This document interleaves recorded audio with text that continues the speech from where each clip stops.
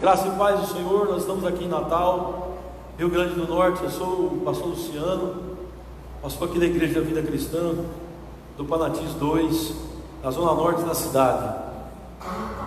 Nós queremos dar continuidade à ministração. A gente estava falando, irmãos, nos últimos cultos sobre o livro de Gálatas. Eu quero hoje continuar. Hoje nós vamos explicar, ou melhor, expor Gálatas capítulo 4. Quero pedir para os irmãos abrirem aí, livro de Gálatas capítulo 4. Nós vamos ler a partir do versículo 1. Gálatas 4, versículo 1. Aleluia, louvado seja Deus, grande é o Senhor. Diz assim a palavra, irmãos: digo, pois, que durante o tempo em que o herdeiro é menor, em nada difere de escravo, pois que é ele senhor de tudo, mas está sob tutores e curadores até o tempo predeterminado pelo Pai. Assim também nós, quando éramos menores, estávamos servilmente sujeitos aos rudimentos do mundo. Vindo, porém, à plenitude do tempo, Deus enviou o seu Filho, nascido de mulher, nascido sob a lei, para resgatar os que estavam sob a lei, a fim de que recebêssemos a adoção de filhos. E porque vós sois filhos, enviou Deus ao nosso coração o Espírito do seu Filho, e clama: Abba, Pai. De sorte que já não és escravo, porém filho. E sendo filho, também herdeiro de Deus, ou herdeiro por Deus. Outrora, porém, não conhecendo a Deus, servíeis a deuses que por natureza não o são. Mas agora que conheceis a Deus, ou antes, sendo conhecidos por Deus, estáis voltando outra vez aos rudimentos fracos e pobres, aos quais, de novo, quereis ainda escravizar-vos? Guardais dias, e meses, e tempos, e anos. Receio de vós tenha eu trabalhado em vão para convosco. É de qual eu sou, pois também eu sou como vós. Irmãos, assim vos suplico, em nada me ofendestes. E vós sabeis que vos preguei o Evangelho a primeira vez por causa de uma enfermidade física. E posto que a minha enfermidade na carne vos foi uma tentação, contudo, não me revelastes desprezo, nem desgosto. Antes, me recebestes como um anjo de Deus, como o próprio Cristo Jesus. E é feito, pois, da vossa exultação, pois vos dou testemunho que, se possível fora, teríeis arrancado os próprios olhos para nos dar. Tornei-me, porventura, vosso inimigo, por vos dizer a verdade? O que vos obsequiam, não fazem sinceramente, mas querem afastar-vos de mim, para que o vosso zelo seja em favor deles. É bom ser sempre zeloso pelo bem, e não apenas quando estou presente convosco. Meus filhos, por quem de novo sofro as dores de parto, até ser Cristo formado em vós. Pudera eu estar presente agora convosco e falar-vos em outro tom de voz, porque me vejo perplexo a vosso respeito. Dizei-me vós, os que quereis estar sob a lei, acaso não ouvis a lei? Pois está escrito que Abraão teve 2 filhos, um da mulher escrava e outro da livre. Mas o da escrava nasceu segundo a carne, o da livre mediante a promessa. Estas coisas são alegóricas, porque estas mulheres são 2 alianças. Uma, na verdade, se refere ao Monte Sinai, que gera para a escravidão. Esta é Agar. Ora, Agar é o Monte Sinai, na Arábia, e corresponde a Jerusalém atual, que está em escravidão com seus filhos. Mas a Jerusalém lá de cima é livre, a qual é nossa mãe, porque está escrito: alegra-te, ó estéril, que não dás à luz, exulta e clama, tu que não estás de parto, porque são mais numerosos os filhos da abandonada que os da que tem marido. Vós, porém, irmãos, sois filhos da promessa, como Isaque. Como, porém, outrora, o que nascera segundo a carne perseguia o que nasceu segundo o Espírito, se também agora. Contudo, Que diz a Escritura?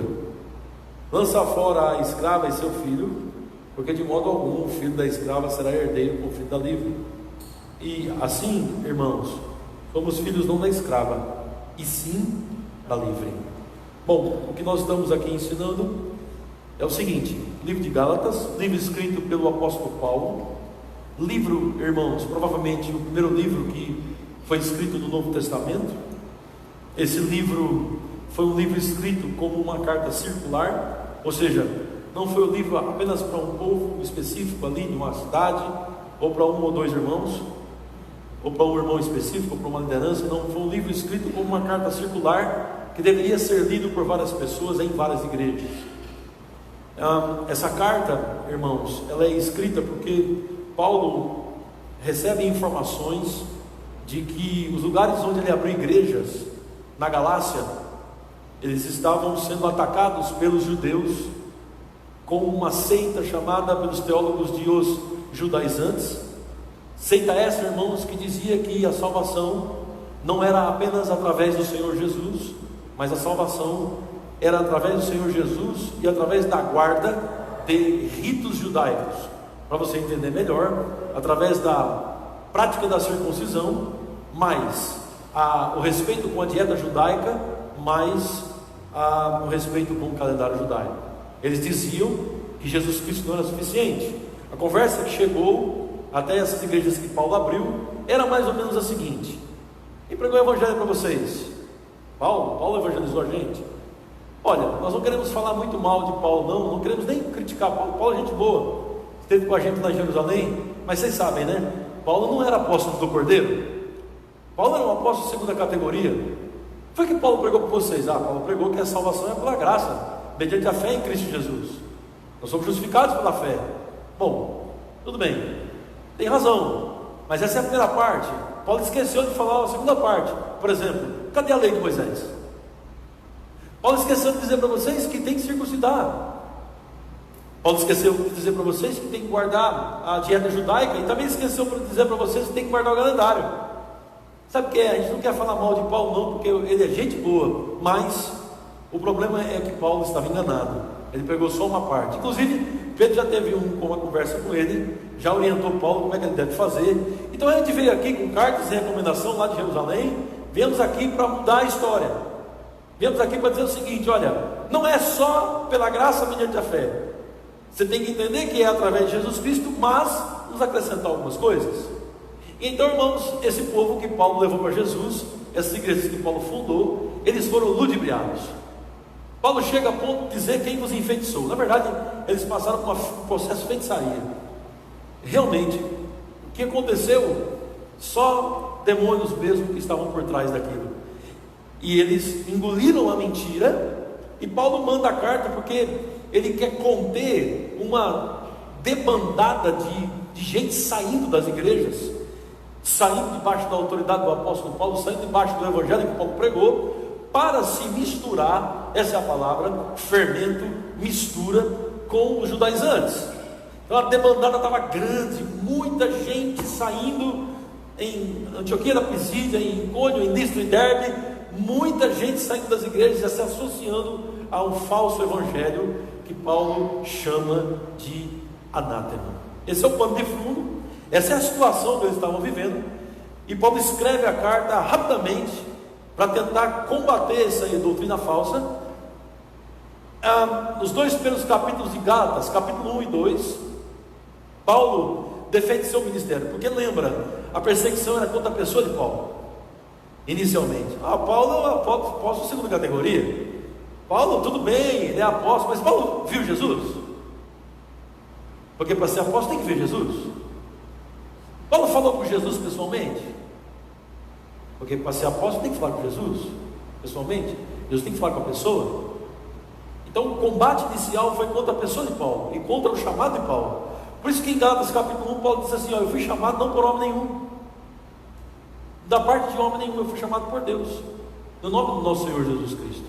Aí o apóstolo Paulo, nos capítulos 1 e 2, ele precisa defender o seu ministério, porque o seu ministério, irmãos, que trouxe o evangelho verdadeiro, é que estava sendo atacado. Entendem isso? Então ele defende no capítulo 1, capítulo 2, explicando que ele viu Jesus sim, explicando que ele esteve com Jesus, Jesus apareceu a ele, explicando que o evangelho que ele pregava sim foi o evangelho por revelação, ele não aprendeu de ninguém, foi o próprio Jesus que explicou para ele o que seria, o que é realmente o evangelho. Ele explica no capítulo 1 e 2 que a conversa com Pedro não era bem o que o pessoal dizia. A conversa com Pedro era Paulo chamando a atenção de Pedro. Paulo chamou a atenção de Pedro, chamou a atenção de Barnabé, chamou a atenção dos que desceram da Judéia. Paulo chamou a atenção dos crentes da Antioquia, que estavam errados. Então Paulo explica o ponto de vista dele, não só o ponto de vista, mas a verdade que ele vivenciou. Ele vivenciou essa verdade lá, e deixa claro para os irmãos: olha, isso aí é uma doutrina falsa, isso aí é judaísmo, isso aí está trazendo maldição e não bênção. Paulo abre o jogo. Esse povo que estava lá era um povo dissimulado. Normalmente, irmãos, a heresia, normalmente os hereges, normalmente os falsos profetas, normalmente os falsos mestres, eles são dissimulados. O que é dissimulação? Eles são falsos. Na sua frente eles são uma coisa, por trás eles são outra. Eles se pintam de ovelha, mas eles são lobos. Eles são muito falsos. Eles sorriem na sua frente, mas por trás eles estão tentando apunhalar você. Esses são os falsos profetas, esses são os falsos mestres. E a conversa deles sempre é uma conversa muito macia. Eles não têm compromisso nenhum com a verdade. Eles querem trazer discípulos atrás deles. Essa é a atenção deles. Eles querem levar pessoas atrás deles, tirar pessoas debaixo da autoridade de Paulo, colocar debaixo da autoridade deles. Então eles têm palavras falsas, dissimuladas. É uma conversa muito mole. Normalmente, irmãos, os falsos profetas, falsos mestres e hereges, eles sempre vão elogiar você. Eles nunca vão dizer que você precisa viver mais em santidade. Eles nunca vão dizer que você precisa ser uma pessoa melhor. Eles nunca vão dizer que você precisa gastar tempo com Deus. Eles nunca vão dizer que você precisa ler sua Bíblia. Eles nunca vão dizer que você precisa vir à igreja. Eles nunca vão dizer que você precisa fazer suas reuniões. Eles nunca vão dizer que você precisa viver uma vida correta diante de Deus, andar em amor, perdoar as pessoas. Eles não falam, não tocam nesse assunto, porque esse assunto mexe com a gente. Esse assunto nos confronta. Esse assunto mexe com a nossa conduta. Eles vão dizer: você é a justiça de Deus. Eles vão dizer: Deus está com você. Eles vão dizer: Deus te ama. É só isso. E vão girar em torno disso o tempo todo. E em nenhum momento eles vão dizer: você precisa tomar uma postura diferente. Você não vai crescer do jeito que está. Não há verdade em seus lábios, só há dissimulação. E Paulo explica isso, capítulo 1 e capítulo 2. Só que Paulo tem que dar fundamento para o que ele está ensinando. Capítulo 3 e capítulo 4, ele vai dar fundamentos, porque ele não está falando de si próprio. Ele está dizendo, defendendo uma doutrina. É uma doutrina que está sendo defendida, a igreja. É uma verdade que está sendo defendida. Quando nós não entendemos a verdade do Evangelho, não valorizamos, tanto faz. Quando alguém pregar para a gente qualquer coisa, ou se alguém pregar para a gente qualquer coisa, tanto faz. Agora, quando você tem zelo pela doutrina, zelo pela palavra, zelo pelas escrituras, você presta muita atenção naquilo que falam para você, naquilo que te ensinam. O apóstolo Paulo, no capítulo 3, capítulo 4, ele vai informar a doutrina, ensinar, explicar: olha, é assim que funciona. A justificação é pela fé em Jesus Cristo. E Paulo usa, assim, coisas extraordinárias. Ele fala de Abraão, que Abraão foi justificado pela fé, que Jesus Cristo é o descendente de Abraão, que a promessa foi feita a Abraão apontando para Jesus Cristo, e todo aquele que crê em Jesus Cristo, esse será salvo. E ele faz analogias, comparações. Ele mostra: não pode a lei de Moisés, que veio 430 anos depois, desfazer a promessa que foi feita a Abraão. Não pode. A promessa foi feita primeiro 430 anos antes. Como é que pode a lei de Moisés vem através de Moisés e invalida a promessa que foi feita a Abraão? Meu irmão, minha irmã, nós estamos ensinando o êxodo.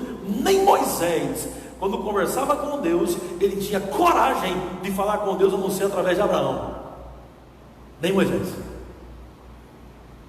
Quando Moisés recebe as tábuas da lei no Monte Sinai, ele está conversando com o Senhor diz: Moisés, vai lá ver o povo que está fazendo. Esse povo é seu, Moisés, eu não quero mais esse povo é seu. Você tirou esse povo do Egito. Moisés disse para o Senhor: Senhor, o povo é seu. Lembra-te de Abraão, Isaac e Jacó. Moisés apela para a aliança da graça. Moisés apela para a promessa. Na verdade, todo mundo apela para a promessa. Na verdade, nós só podemos apelar para a promessa. Não dá para chegar diante de Deus se não for através da promessa que é Jesus Cristo. Então Moisés, ele chega diante de Deus e diz: Senhor, lembra-te de Abraão, Isaac e Jacó. Lembra deles. E é isso que Paulo está explicando. Como pode a lei de Moisés, que veio 430 anos, desfazer? Aí ele explica uma das características da lei. Ele diz: a lei foi dada por causa dos transgressores. A lei foi dada por causa do pecado, não para diminuir o pecado, não para justificar o pecado, não para educar quem está no pecado, não para transformar a vida de quem está no pecado. Negativo. A lei foi dada para mostrar o pecado, revelar o pecado, deixar as pessoas absolutamente conscientes de que sem a graça de Deus elas estão perdidas. Para isso veio a lei de Moisés. Eu fico observando e raciocinando: peraí, realmente Israel se achava se não viesse a lei? Em 3 meses Deus tira esse povo do Egito. Em 3 meses esse povo passa o Mar Vermelho, Faraó e seu exército é destruído. Em 3 meses, irmãos, as pragas. Em 3 meses Deus dá pão, carne, água, vence os amalequitas, ensina a administração. Em apenas 3 meses a água sai da rocha, transforma a água amarga de Mara em água doce. Em Êxodo 19, esse povo está se achando, porque com Deus desse, se você não entender o outro lado da moeda, que você só se aproxima de Deus mediante um mediador que é Jesus Cristo, com um Deus desse você se acha e quer passar por cima de todo mundo. E Deus vai ensinar a Israel: não é assim, não é assim. Então em Êxodo 19 o Senhor pergunta: diga para o povo aí que eu quero fazer uma aliança com eles, Moisés. Diga para eles que eles têm que guardar todos os meus mandamentos e obedecer e seguir meus caminhos, meus estatutos. Eu quero que eles sejam meu povo particular, propriedade exclusiva. Eu quero que eles sejam nação santa. Entendeu, Moisés? Entendi. Fala com eles. Moisés fala com o povo responde de uma forma ignorante, agressiva, soberba e arrogante. O povo diz: pode mandar, que aqui é fichinha, a gente cumpre tudo. Moisés sobe ao monte, a lei é entregue. Esse povo não tem a mínima condição de obedecer a Deus, porque é pecador. A lei foi entregue por causa disso. A explicação de Paulo em Gálatas 3 e 4, usando a lei, fazendo uma analogia com a lei, é a seguinte: olha gente, a lei não pode justificar, a lei condena, a lei aponta o erro. Ninguém é justificado diante de Deus por obras da lei. Mas por que da lei? Por que a lei? A lei veio por causa dos transgressores, até chegar à promessa. E Paulo começa a fazer uma analogia com a lei como tutela. Paulo começa a dizer que a lei é um tipo de aio, pedagogo. Em grego, aio é pedagogos, de onde veio pedagogia em grego. A lei então se apresenta como alguém, irmãos, que cuida de uma criança até chegar à idade de 12 anos mais ou menos, em que ela é entregue pelos pais, aos pais, para ser príncipe, para ser rei. E Paulo explica sobre isso, dizendo que de fato o nosso relacionamento com Deus não pode ser por lei. O nosso relacionamento com Deus tem que ser através de Jesus Cristo, a promessa. E ele termina o capítulo 3, irmãos, no versículo 27, dizendo: porque todos quantos fostes batizados em Cristo Jesus, de Cristo vos revestistes. De sorte não pode haver nem judeu, nem grego, nem escravo, nem liberto, nem homem, nem mulher, porque todos vós sois um em Cristo Jesus. E se sois em Cristo, também sois descendentes de Abraão e herdeiros segundo a promessa. Por quê? Porque Deus faz a promessa ao descendente de Abraão, e o descendente de Abraão é Jesus Cristo. Quando eu creio em Jesus Cristo, pronto, eu sou, você é, nós somos descendentes de Abraão, por causa do descendente de Jesus Cristo. Em Cristo nós recebemos a promessa que foi dada a Abraão, que é o Espírito Santo prometido. Paulo diz isso em Gálatas capítulo 3. Justificação pela fé, o Espírito Santo prometido. Vocês estão comigo, irmãos? Aí ele entra no capítulo 4, dando seguimento a isso. Na verdade, não era nem para estar capítulo 4, nossa filiação em Cristo, porque o assunto é o mesmo. Foi colocado, mas colocado de uma forma errada, no lugar onde não é para colocar, porque se olha assim, capítulo 4 parece que terminou o assunto, né? Você para de ler, mas não, tem tudo a ver, um assunto só. A Bíblia não foi escrita com versículos e capítulos. Versículos e capítulos vieram depois para facilitar a nossa localização. Mas dando seguimento, depois que ele fala que nós somos herdeiros em Cristo Jesus, da promessa, herdeiros de Abraão em Cristo Jesus, ele diz assim, capítulo 4, versículo 1, digo, pois, que durante o tempo em que o herdeiro é menor, em nada difere de escravo, posto que ele é Senhor de tudo. Agora ele vai começar a dizer que o tempo que Israel ficou debaixo de lei era o tempo que Israel era menino. Entenda, irmão, isso aqui é analogias, e são comparações. Paulo está defendendo uma tese, Paulo está defendendo uma doutrina, e na defesa da doutrina ele diz, olha, o tempo que vocês viveram debaixo da lei, era um tempo em que vocês eram crianças, e criança, mesmo sendo senhor de tudo, mesmo sendo herdeiro, criança vive como escravo, ele não tem diferença nenhuma de escravo. Versículo 2, mas está sob tutores, curadores, gente que cuida de pessoas, até o tempo pré-determinado pelo Pai. Ou seja, o tempo da lei em que Israel viveu era um tempo provisório. Lei é provisória. Grave isso, irmãos, viver debaixo da lei é provisório. É como criança, que você diz, cuidado com a cozinha, não toque na gaveta, não pega a faca, cuidado com o fogo, cuidado com o micro-ondas, não abra a geladeira. É criança. Depois chegou uma certa idade, não dá mais para você ficar falando, cuidado com a faca, cuidado com a geladeira, cuidado com o micro-ondas, cuidado com o forno, cuidado com o fósforo, cuidado, não dá mais. Por que não dá mais? Porque não é mais criança. Então o apóstolo Paulo está mostrando que a lei é provisória, é só por um período pequeno, onde a criança precisava ficar ali debaixo de um tutor, até chegar a hora que Paulo chama, irmãos, a plenitude do tempo, Cristo Jesus. Versículo 3, assim também nós, quando éramos menores, estávamos servilmente sujeitos aos rudimentos do mundo. Rudimentos do mundo, irmãos, tem dois significados aqui.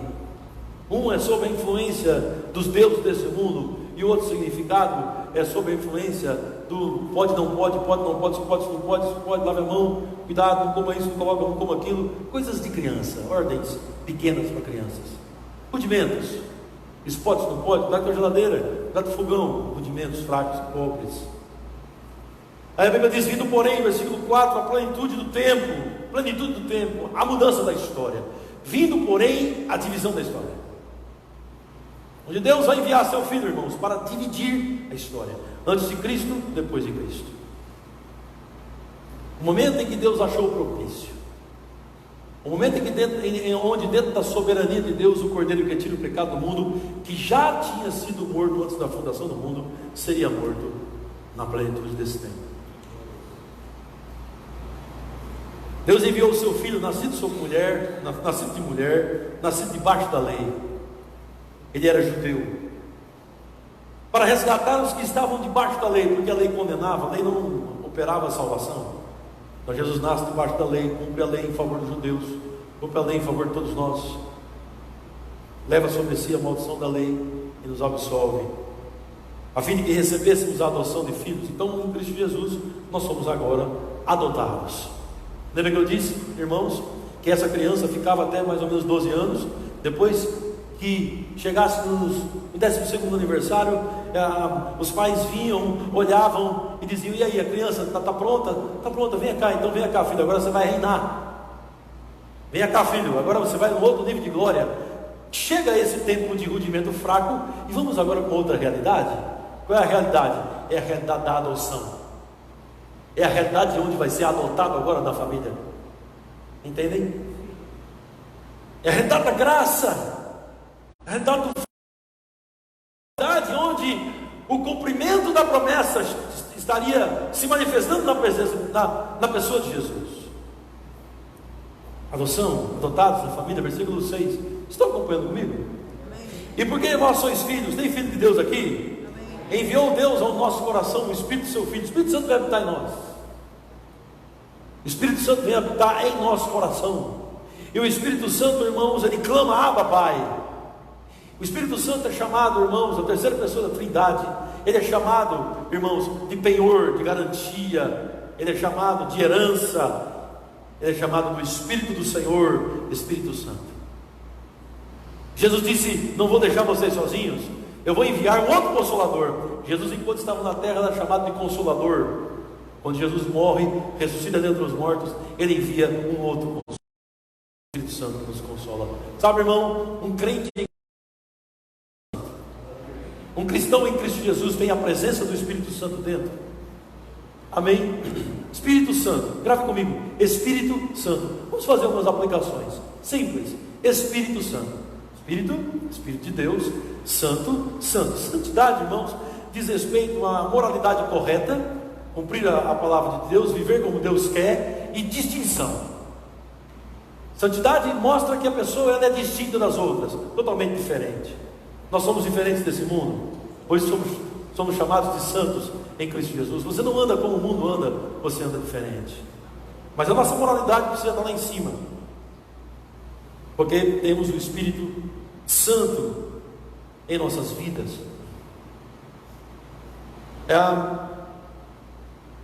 Quem tem o Espírito Santo não tem dificuldade de ser chamado a atenção na Bíblia. Não tem. Quem tem o Espírito Santo não tem dificuldade de que alguém chegue e diga assim: viva de uma forma mais santa. Quem tem o Espírito Santo não tem dificuldade de lidar com a palavra de Deus. Quem tem o Espírito Santo não tem dificuldade de lidar com a verdade do Evangelho. Quem tem o Espírito Santo. Quem não tem o Espírito Santo, qualquer coisa que se fala que fuja do quadrado.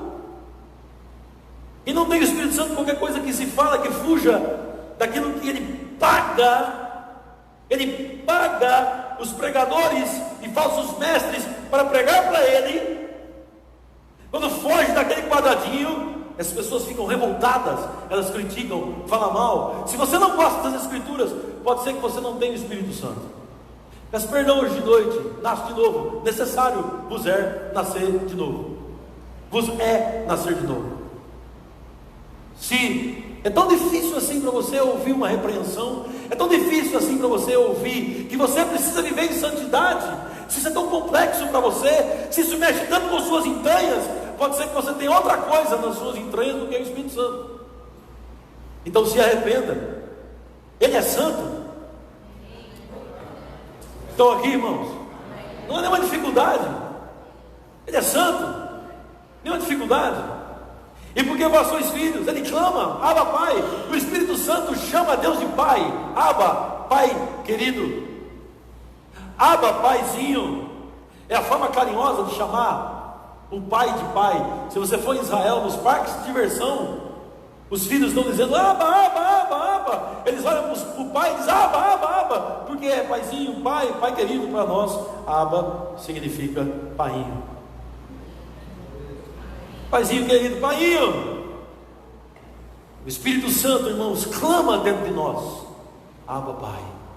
Nós temos um Pai. Deus é o nosso Pai. Se Deus é o nosso Pai, nós não somos escravos. Então, nós não podemos viver juntos com aio, tutores e curadores. Não, porque nós não somos escravos. Os aios, os tutores e curadores, eles são escravos, designados pelo Senhor para cuidar do novo. Nós não vivemos embaixo de aio, de lei. Nós vivemos embaixo da graça, vivemos embaixo da moralidade. Deus nos chama, irmãos, para chamarmos Deus de Pai. Deus nos chama, irmãos, para chamarmos Deus de nosso Pai. Nós não somos mais escravos, somos filhos amados. Aleluia, tem algum filho aqui? Se é filho, que é o que somos.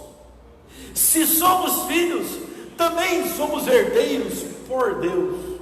Tudo é por Ele, para Ele, dele são todas as coisas. A Ele, pois agora eternamente, amém. Irmãos, nós somos herdeiros. Herdeiros de toda sorte de bênção espiritual de Efésios 1:3. Herdeiros da eleição, herdeiros da predestinação, herdeiros da santidade, herdeiros de sermos irrepreensíveis, herdeiros de adoção, herdeiros de tudo que essa adoção nos proporciona. Somos herdeiros do céu, somos herdeiros da glória de Deus, que um dia nós veremos. Somos herdeiros da sua presença. Nós somos herdeiros através do santo Jesus, o descendente de Abraão. Não precisamos mais viver debaixo do jugo da lei. Vocês estão entendendo alguma coisa, irmãos? Somos herdeiros, herdeiros por Deus. Então, só essa introdução que Paulo está dizendo, é ridículo viver debaixo da lei, é contrassenso retornar aos rudimentos fracos e pobres, é fora, não tem sentido. É parar de chamar Deus de Pai, é parar de, quando você volta para a lei, você para de chamar Deus de Pai. Quando você volta para a lei, você para de ter comunhão com o Pai, você começa a ter um relacionamento de escravo de novo. Por isso que a carta de Gálatas é uma carta de liberdade, e não de escravidão. Esse é um dos grandes tópicos de Gálatas. Foi para a liberdade que Cristo nos libertou. Permanecei, pois, livres, e não vos submetais de novo debaixo a jugo de escravidão. 8. Outrora, antigamente, porém, não conhecendo a Deus, servieis a deuses estranhos, ou deuses que por natureza não são. Nós éramos assim, nossa fotografia. Servíamos uns aos outros como deuses. Servíamos a time de futebol, servíamos a estátuas, servíamos a painho disso, painho daquilo, patricício disso, patricício daquilo. Servíamos aos ídolos mudos, às estátuas, às imagens de escultura. Servíamos a nós mesmos, nosso grande ídolo, nós mesmos. Deuses que por natureza não são. Aqui Paulo dá a doutrina de que Deus só tem um, nosso Deus. Os outros são falsos deuses, são pseudo-deuses. Nosso Deus é o único Deus. Mas agora que conheceis a Deus, ou antes, sendo conhecidos por Deus. Porque Paulo faz esse trocadilho de palavras?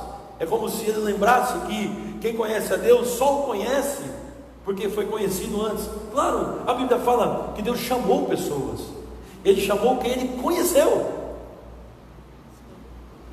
O selo da fé, o fundamento da fé é: Deus conhece os seus.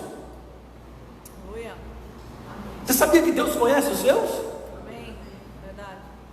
Quando a Bíblia fala sobre a chegada nos céus, alguns dos anjos vão dizer: fora, vão ser tirados, afastados, é o joio. E o Senhor vai dizer: apartai-vos de mim, vós que praticais a iniquidade, porque eu nunca vos conheci. Olha só a colocação: eu não vos conheci. Não é vocês não me conhecem, é Deus não conhece essas pessoas.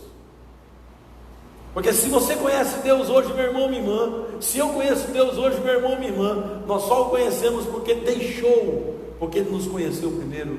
Nós o amamos porque Ele nos amou primeiro. Paulo disse: ou antes, sendo conhecidos por Deus. Aleluia. Aí a indignação de Paulo, agora está vivendo uma nova vida. Eu apresentei o evangelho todinho aí, a coisa foi bem redondinha, o evangelho puro, o evangelho simples. Tiramos vocês da escravidão. Aí Paulo diz: como a indignação? Estáis voltando outra vez aos rudimentos fracos e pobres, aos quais de novo quereis ainda escravizar-vos? Guardais dias e meses e tempos e anos. Lembra que eu disse a vocês?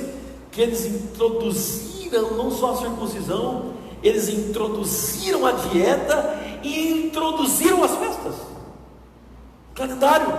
O calendário judaico é cheio de festas judaicas. E agora esse povo que era livre em Cristo Jesus começa a guardar meses, começa a guardar dias, começa a guardar tempos, começa a guardar anos. Por quê, pastor? Por quê? Porque voltaram à escravidão, voltaram novamente à escravidão da lei. E Paulo diz de uma forma muito triste: receio de vós tenha eu trabalhado em vão para convosco. Uma tristeza grande, irmãos, grande. Paulo fez um trabalho extraordinário nessas igrejas. Paulo prega com todo carinho, com toda a graça que Deus lhe proporciona. E Paulo vê pessoas que comiam com ele a mesma graça, viviam com ele, creram no Evangelho. Paulo os vê dando lugar à escravidão novamente. Aí Paulo diz: eu estou receoso de que o trabalho foi em vão. A palavra que você tem ouvido, ela está produzindo vida em você? Amém. Ou está sendo tudo em vão?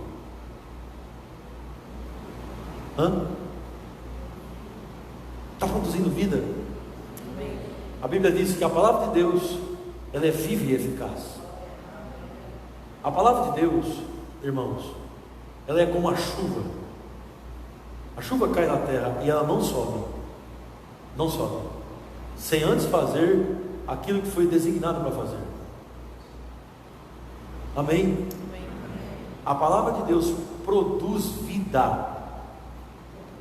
A palavra de Deus muda a nossa história. Aleluia. E Paulo está receoso: será que tudo que foi feito foi em vão para convosco? Infelizmente, muita coisa que tem sido feito no Senhor, em algumas pessoas é em vão. Alguém tem dúvida que o apóstolo Paulo fez no Senhor? Alguém tem dúvida que o apóstolo Paulo edificou com pedras preciosas, com ouro, prata e bronze? Alguém tem dúvida disso? Mas mesmo assim, pessoas estavam retornando à escravidão. Então alerta para a gente, irmãos, para não retornarmos à velha vida, à escravidão, a vivermos debaixo da lei.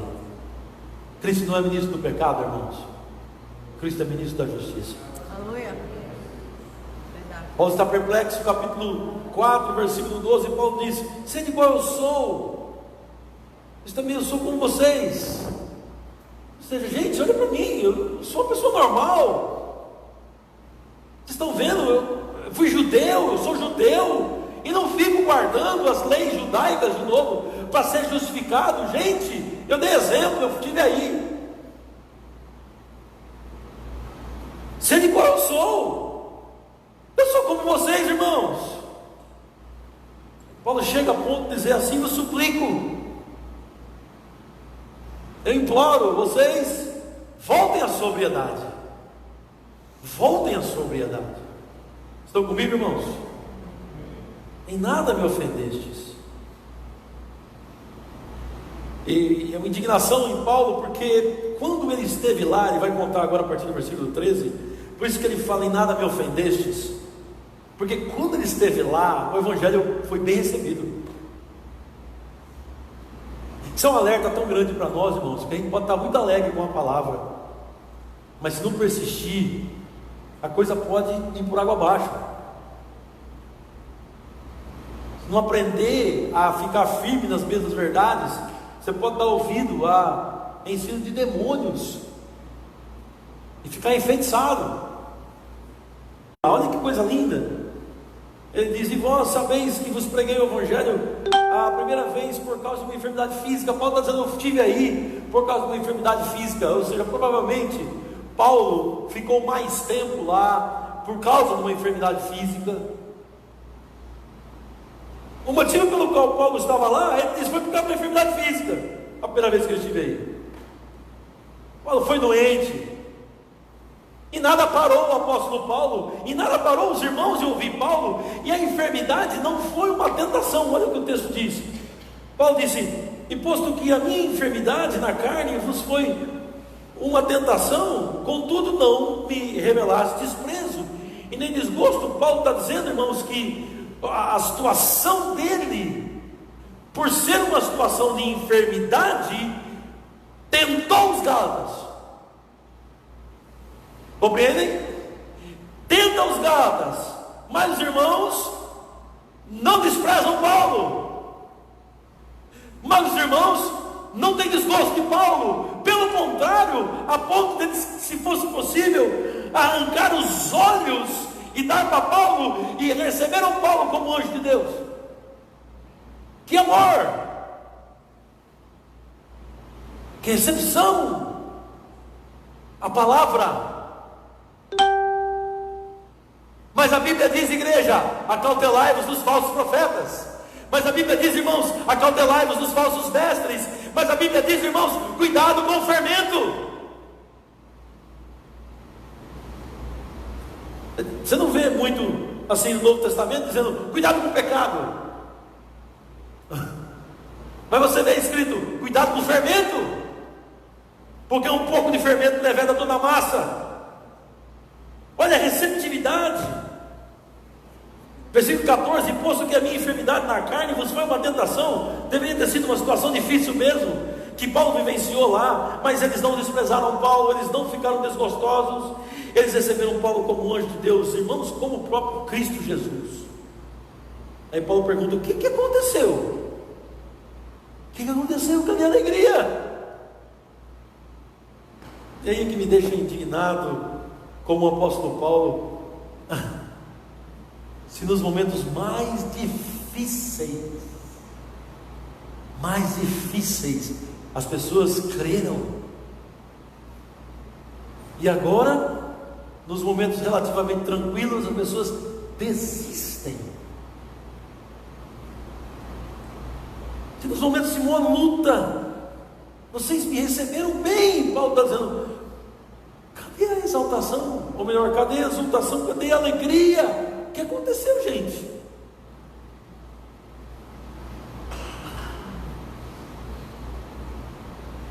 Muitas vezes essa é a história de nossas vidas, ou de muita gente. Recebem bem a palavra, e ela os dá suporte na luta. A palavra dá suporte na dificuldade. A palavra dá suporte na aprovação. E vencem a aprovação com a palavra, o Evangelho verdadeiro. Mas meu irmão, minha irmã, basta melhorar uma coisinha que abandonam.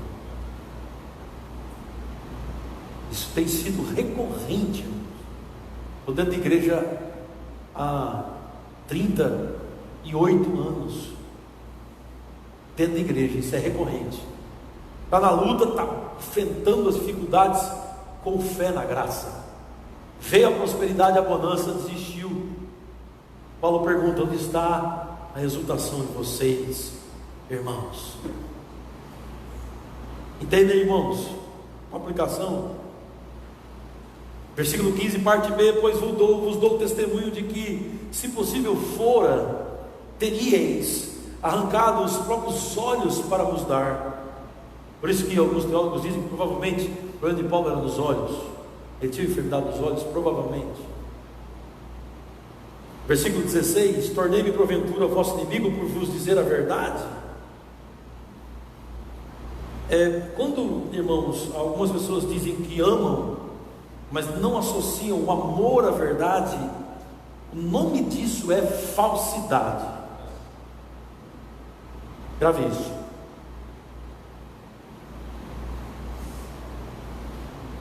Qual a diferença de um amigo verdadeiro e um conhecido? O amigo verdadeiro tem porta aberta para te ajudar e te corrigir. Um colega conhecido, tanto faz. Leais são as feridas feitas por quem ama. Leais. Desleais são os elogios feitos pelos dissimulados. Paulo está dizendo: eu agora sou inimigo de vocês só porque eu disse a verdade. Entendem? Amor precisa estar com verdade. Amor sem verdade, falsidade. Estão comigo, irmãos? Mais uma aplicação: que em nossas vidas o amor de uns para com os outros seja um amor verdadeiro, associado à verdade do Evangelho. Aí Paulo pergunta no versículo 17, afirma no versículo 17, o verdadeiro motivo dos falsos mestres, falsos profetas, judaizantes, os hereges. Qual o motivo deles? Versículo 17: os que vos obsequiam não fazem sinceramente, mas querem afastar-vos de mim, para que o vosso zelo seja em favor deles. Isso aqui é judaizantes tentando tirar pessoas do apóstolo Paulo para ficarem com eles. Isso acontece muito hoje, né? Falta de verdade. Os falsos mestres fazem isso, os falsos profetas e hereges. Versículo 18: é bom ser sempre zeloso pelo bem, e não apenas quando estou sempre convosco. Meus filhos, por quem de novo sofro as dores de parto, até ser Cristo formado em vós. Pudera eu estar presente agora convosco e falarmos em outro tom de voz, porque me vejo perplexo a vosso respeito. O zelo apostólico, o zelo de amor, o zelo de alguém, irmãos, que um dia gerou pessoas em Cristo, o zelo de alguém que um dia gerou filhos na fé, o zelo de alguém que um dia realmente plantou a sua vida e gerou pessoas em Cristo Jesus. É um zelo. E Paulo fala que gerar pessoas em Cristo Jesus envolve sofrer dores de parto. E aqui ele está dizendo: parece que eu estou sofrendo dor de parto de novo. Não é isso? Ou ele está dizendo: meus filhos, por quem de novo estou sofrendo dor de parto, até ser Cristo formado em vós. Isso é o zelo, irmãos, de um verdadeiro ministro do Evangelho. O verdadeiro ministro do Evangelho tem esse zelo com as pessoas. O verdadeiro ministro do Evangelho tem esse cuidado com as pessoas. E isso não é só para os ministros, isso é para você também. Pessoas cristãs têm esse zelo. Irmãos, se você identificar alguém que não está vindo mais na nossa igreja, tenha zelo com essas pessoas, vá atrás. Não espere que o pastor vá atrás, porque muitas vezes o pastor é o último a saber, porque as pessoas se escondem do pastor. Vá atrás com amor, vá atrás com compaixão, vá atrás com a verdade, vá atrás com correção, vá atrás, irmãos, não abandonem, vá atrás. Entendem? Agora, quando você for atrás e perceber que é maledicência, é fofoca, é trevas, é procedimento de quem nunca nasceu de novo, deixe-os.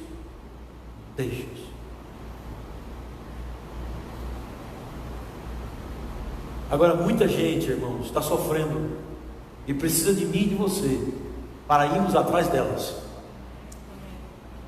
e conduzi-las a Cristo Jesus novamente. Isso vai gerar dor, como diz o apóstolo Paulo, mas elas vão ficar em pé. Muitas vão retornar à sobriedade em Cristo Jesus. Vocês estão entendendo, irmãos? Aleluia. É isso, irmãos. Capítulo 4, próxima mensagem, provavelmente domingo, a gente vai no versículo 21, porque agora ele vai falar de duas alegorias. Ele vai citar Sara e Agar. São alegorias bem poderosas e bem extensas.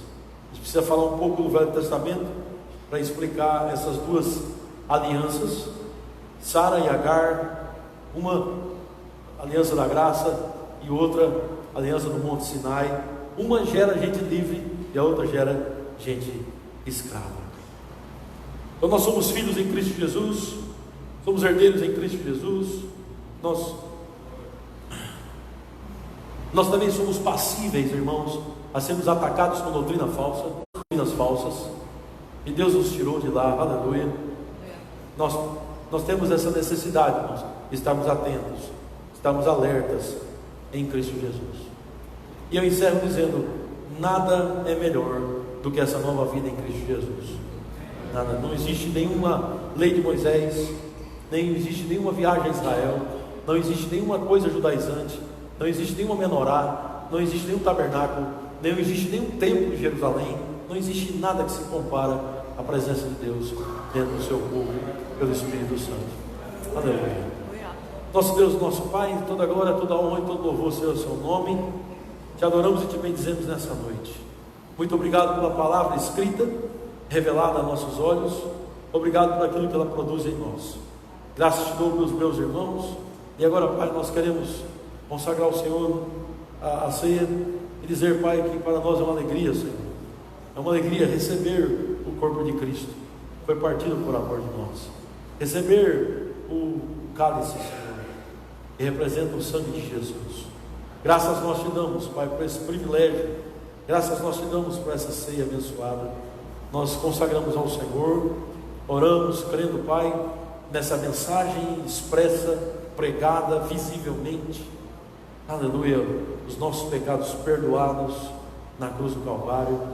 Aleluia, o sangue completamente derramado e entregue em favor dos filhos amados.